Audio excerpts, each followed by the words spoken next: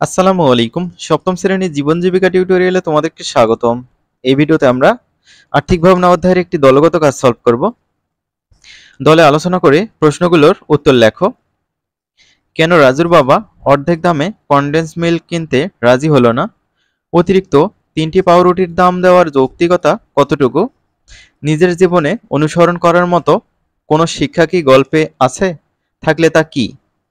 তো শিক্ষার্থীরা, এখানে রাজুর যে গল্পটি দেয়া আছে, এই রাজুর গল্পটি তোমরা খুব সুন্দরভাবে পড়ে নিও, তাহলে তোমাদের এই দলগত কাজটি সলভ করতে সুবিধা হবে। তো চলো আমরা এটির সলিউশনটা দেখে নেই। দলগত কাজ কোশ্চেনটা আমরা এখানে লিখে নিয়েছি।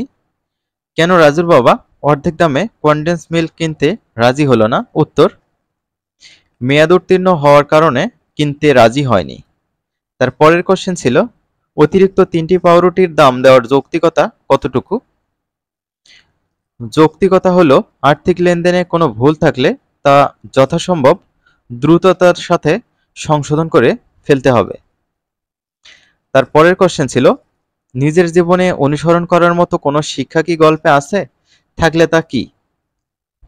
এটার উত্তর দেখো, এখানে লেখা হয়েছে হ্যাঁ আছে।